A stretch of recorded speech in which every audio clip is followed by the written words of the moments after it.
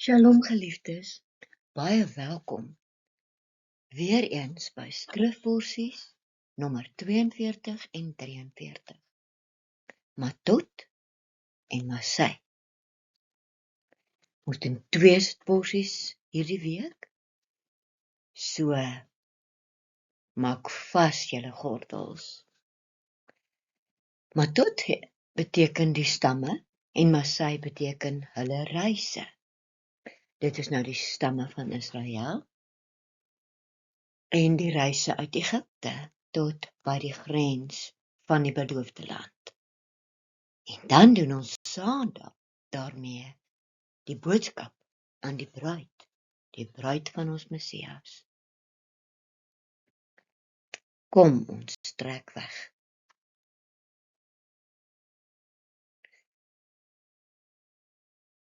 Die leesgedeeltes vir hierdie week was Numeri 30 tot 36. 6 lywige hoofstukke met verskillende onderwerpe.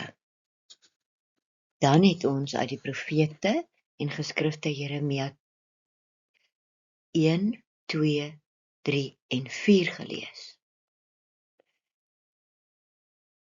In Matteus 12 uit die goeie nuus lees ons dan ook waar die goeie nuus van toepassing is op hierdie tema. Die vraag vandag aan die bruid van Messias sal wees: wat kan ek leer uit vandag se skrifporsie of skrifporsies? Die Rabbi San, van wie ek so graag aanhaal, van Biblical Lifestyle Sentrum, en u kan die link daarvan in die bibliografie aan die einde kry. Hy skryf: We will be called upon to test our newfound commitment to the bridegroom of the heat, in the heat and the trials of the desert. We have to gird up our loins. So maak vas julle gordels. As opsomming het ek hierdie skyfie net vir u geskryf sodat u kan terugkeer as u wil kyk of as u vooruit wil weet wat is die inhoud van hierdie skrifporsie behandeling.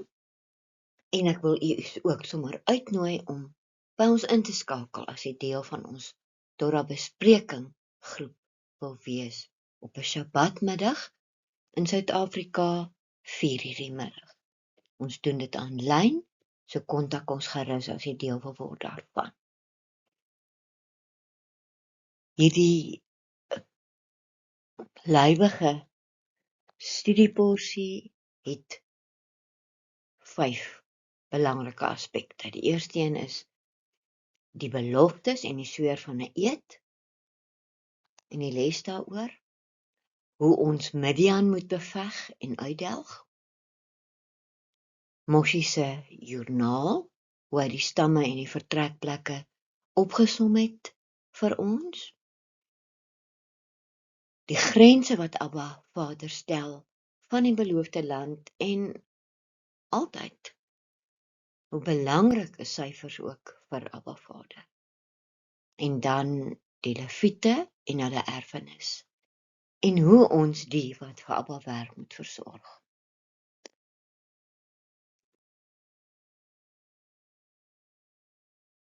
Uit Numeri 30 sien ons, dit word gewy aan die feit dat wanneer ons as mense 'n belofte of 'n eed aflê, wat is Abba Vader se siening?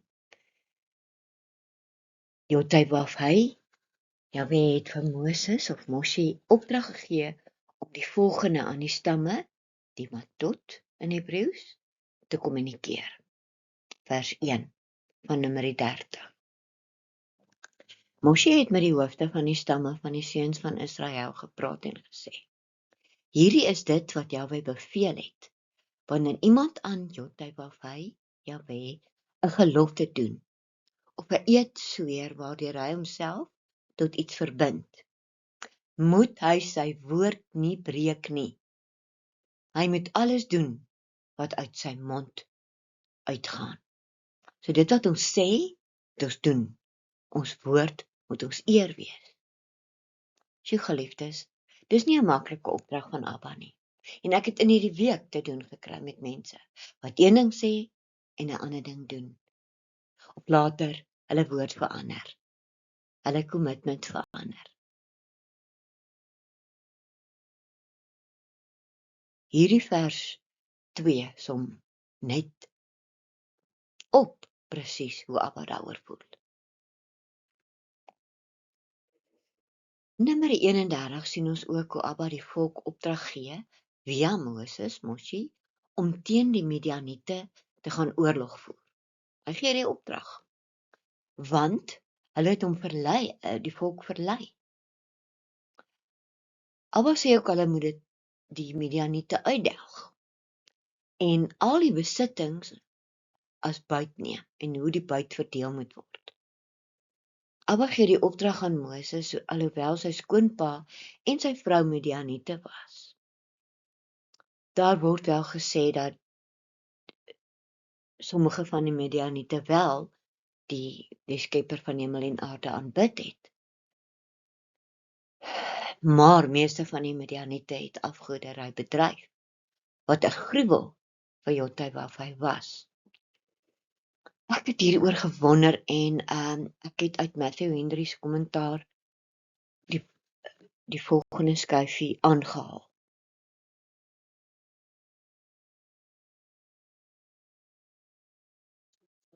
Here I, the Lord of hosts, give orders to Moses to make war upon the Midianites, and his commission no doubt justified this war, though it will not serve to justify the like without such a commission.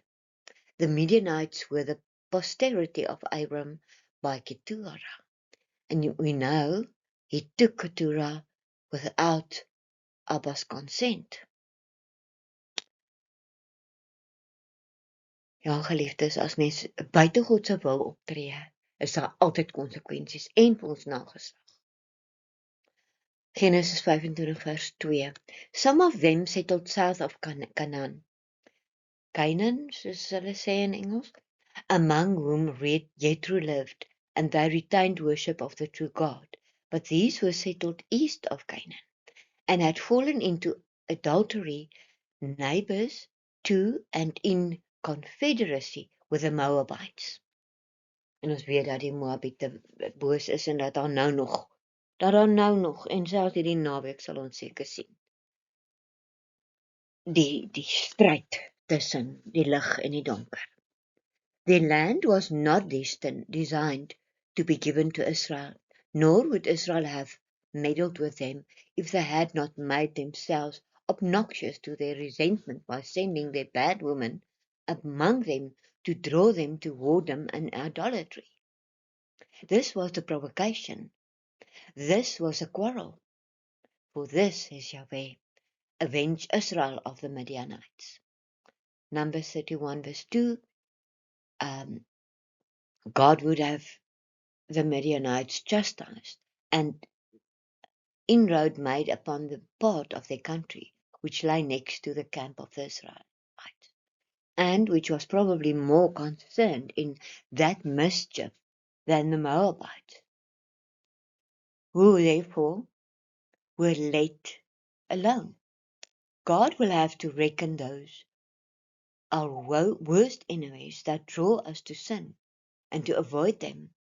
And since every man is tempted when he is drawn aside in his own lusts, and these are the Midianites which ensnare us with their wiles, on them we should avenge ourselves, not only make no league with them, moenie in eenheid met die verkeerde gaan nie, but make war upon them by living a life of mortification.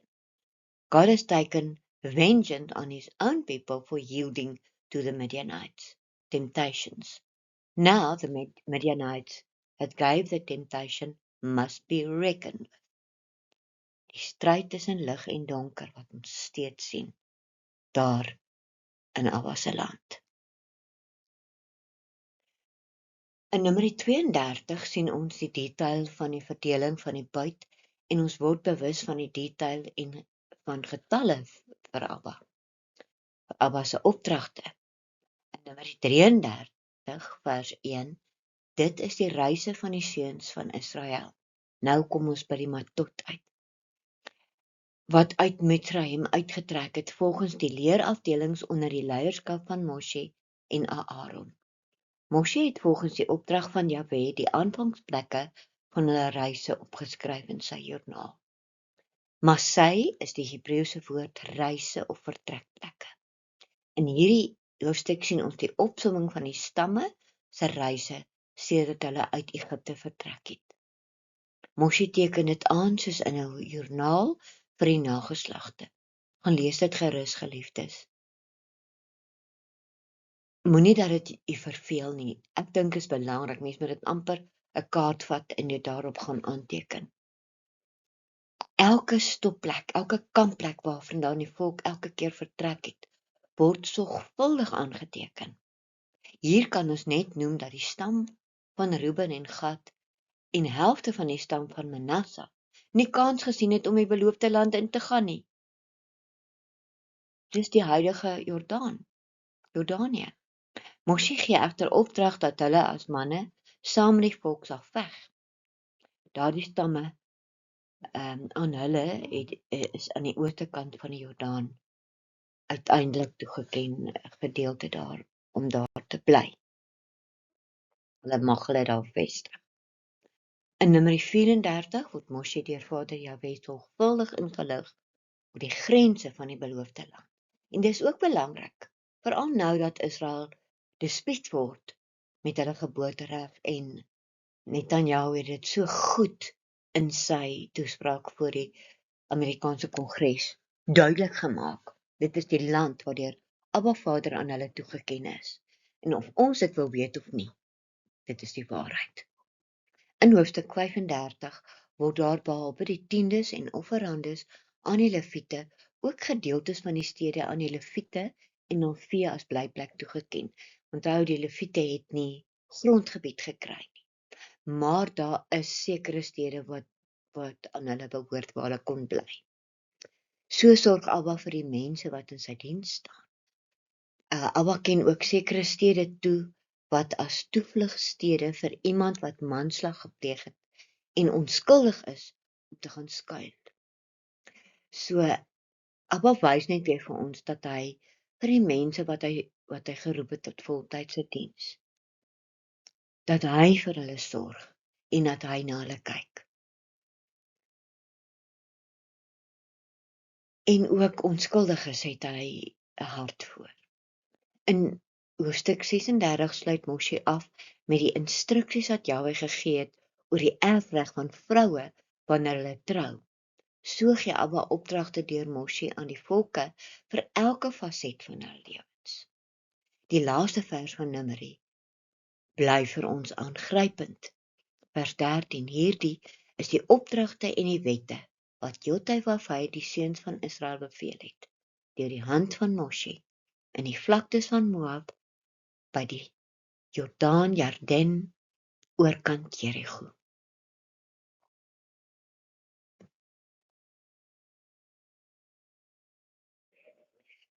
Nou skuif ons na die profete en die geskrifte gedeelte. Jeremia 1 tot 4. Hierdie 4 hoofstukke van Jeremia is veelbetekenend. Abba bevestig eers Jeremia se roeping in hoofstuk 1 vers 4.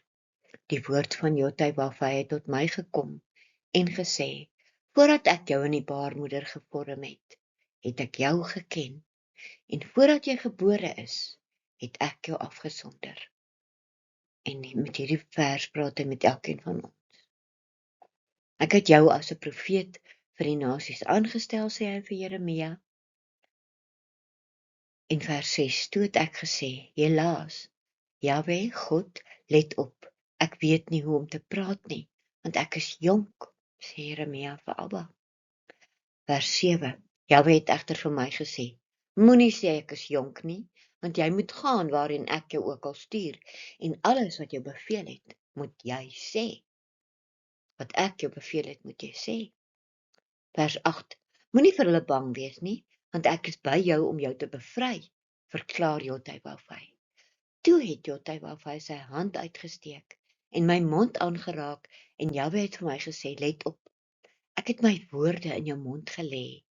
Let op, ek stel jou vandag aan oor die nasies en oor die koninkryke, om uit te ruk en af te breek en te vernietig en om ver te werp en om te bou en om te plant. Eerstens wil ek net vir u sê, toe Abba my geroep het tot voltydse diens in Olyftak en Tehillah Studiesentrum, het hy spesifiek hierdie gedeelte onder andere ook vir my gegee. 'n paar keer en hy het dit paar keer bevestig.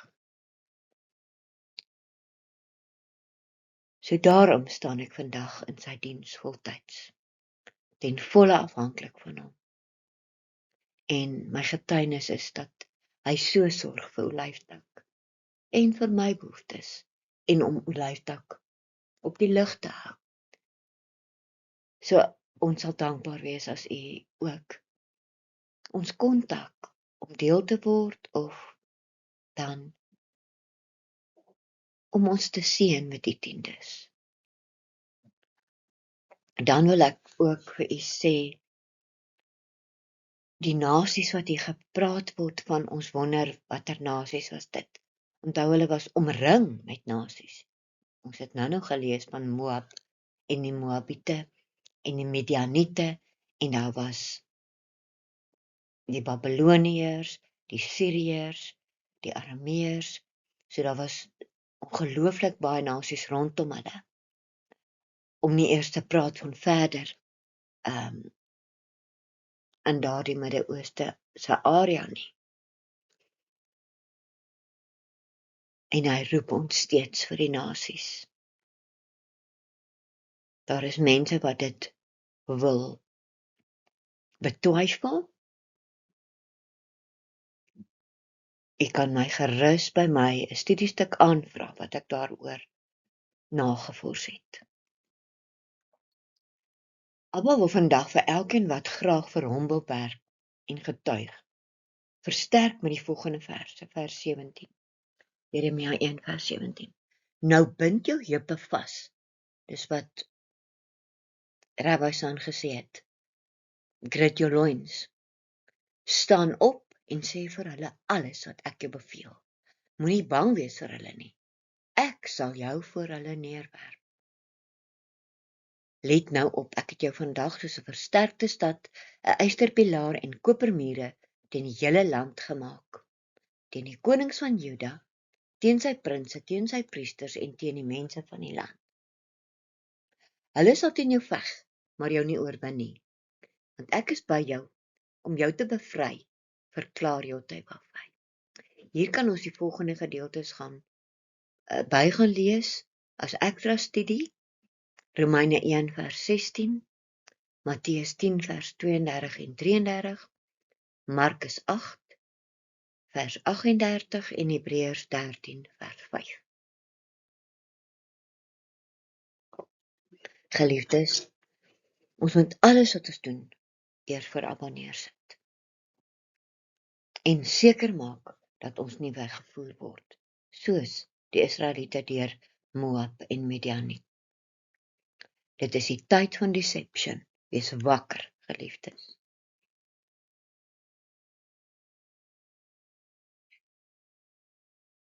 As ons skuif na die goeie nuus, lees ons uit Hebreërs 13 vers 5 tot 9.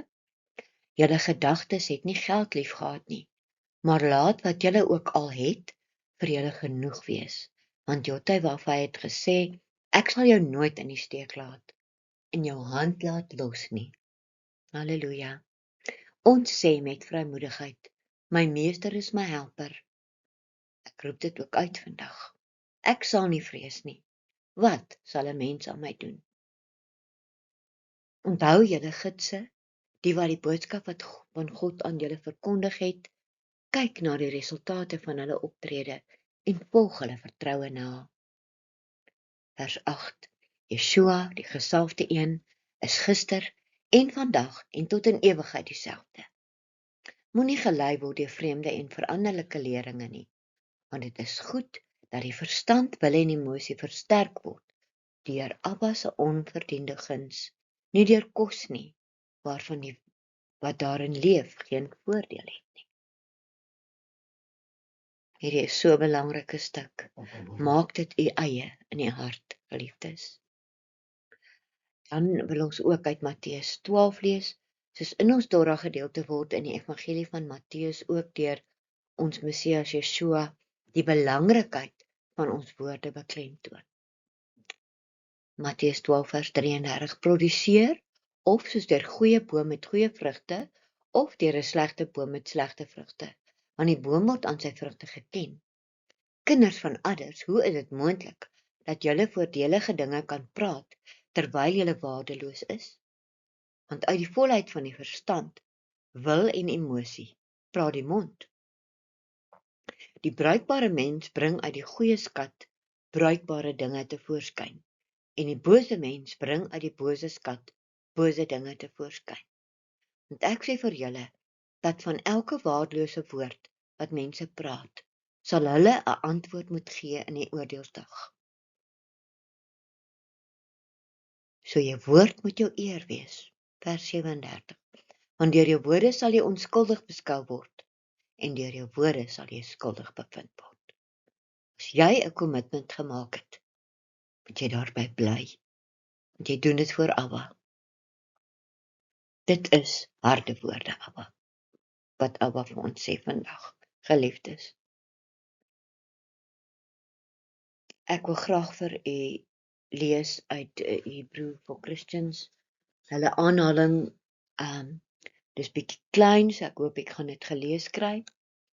The reading from the Brit Hadashah is from the Gospel according to Matthew, and concerns the Lord Yeshua's view about vows, nedarim, of dit wat jy sê. Jy voor Abba sê, dit is nou wat ek gaan doen, en dis hoe ek gaan lewe, en jy draai terug, is dit vir my skrikwekkend. Yeshua plainly warns us not to take any vows or any words at all, but to be entirely truthful in all our communications. For the one who obeys the truth, oaths are unnecessary. The worse men are, the less they are bound by them. The better they are, the less there is need for them. We must be on our guard here. The words we use to communicate matter to God and to humans, and have implications that far transcend what we normally consider. There is no chatter in this kingdom of heaven. There is no idle talk or insignificant utterance. So ons moet nie net sommer goed sê, ja, dis wat ons nou gaan doen, en ons onderneem, en ons gaan nou die Torah volg, en dan doen ons dit nie. All our words will prove to be entirely prophetic, as Yeshua later teaches. I tell you, on the day of judgment, people will give account for every careless word they speak. For by your words you will be justified, and by your words you will be condemned. So as ek onderneem om nou voltyds vir Abba te werk, as ek nou onderneem om te lewe vir hom, in uitnemendheid, om die Torah te bestudeer, en ek doen dit nie. Want dis die tyd van misleiding. Die vyand gaan daarop uitwees om ons te verlei. Our use of language is intrinsic to the image and likeness of God that we are privileged to bear. It is one of God's greatest gifts to us, and we are responsible to use it, to heal, to bring life, and to proclaim the message of the gospel to others. When we speak hastily, out of anger, or in a fit of some carnal passion, we pervert the image of God, and we will be called to account for our words. We will also be called to account for our words that we speak in a commitment and do not do it. May the Lord God of Israel help us to speak the truth in love to one another, And when we make a commitment that we will stay and do, and if Abba tells us to, for instance, study the Torah and we don't do it, He will hold us accountable. That's why we need to be accountable to one another as well. Ons moet aan mekaar verantwoording kan doen oor wat ons gesê het en beloof het.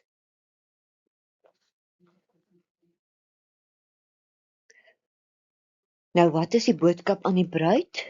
Kom ons kyk na die opsomming en wat ons hieruit geleer het. Die heel eerste feit was die beloftes en die sweer van 'n eed.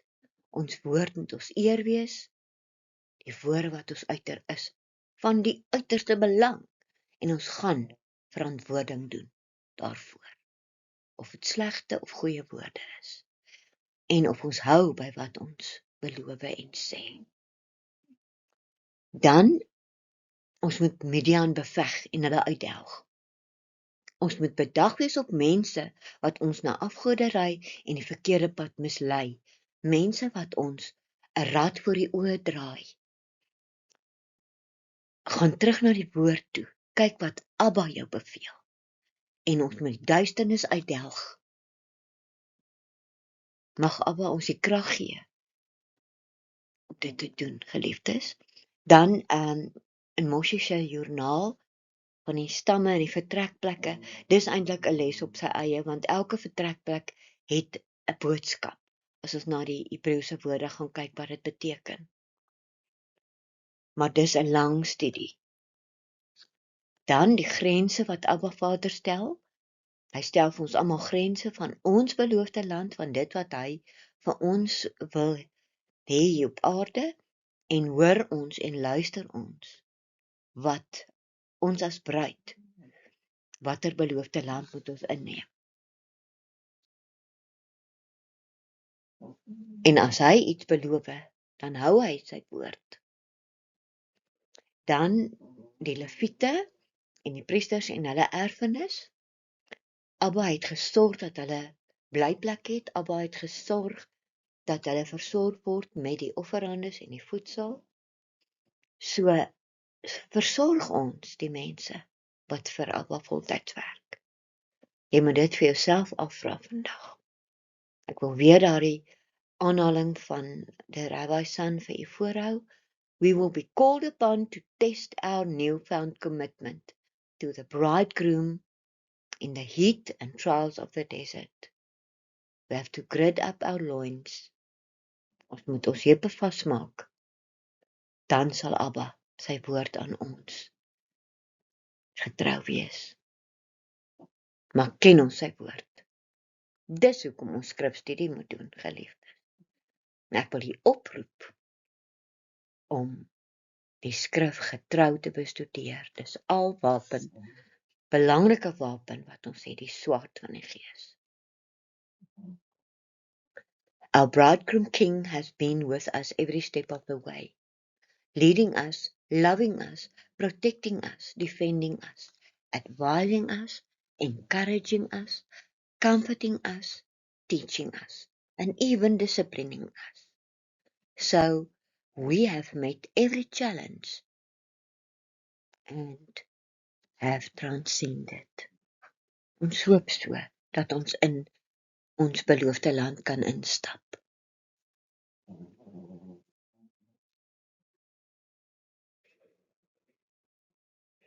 Skryf neer wat jy vandag geleer het. Maak jou commitments aan Abba. Skryf dit neer, sodat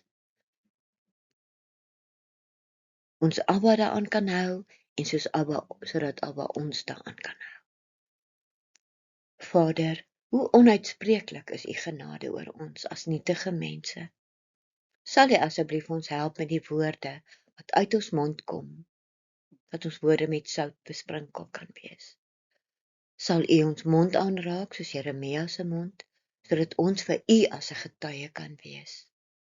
Maak ons bedag op die woorde wat ons soms uiter, dat ons nie mense seermaak nie, en dat ons ons beloftes nakom. Dankie dat ons dit kan vra in die ware naam van ons Verlosser en Messias Yeshua.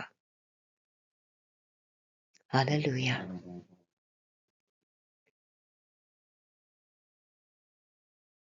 Ondersteun asseblief Abba se koninkryk en die uitbreiding daarvan. Gaan besoek asseblief ons webwerf en kontak ons as u wil bydra. Ons het 'n Vrouedag byeenkoms aanlyn waar ons 'n bietjie fondsinsameling wil hou. So ons sal bly wees as u ons ondersteun volgende Vrydag, die 6de dag. Dit sal vir ons 'n voorreg wees. En dan het ons ook Shabbat byeenkomste.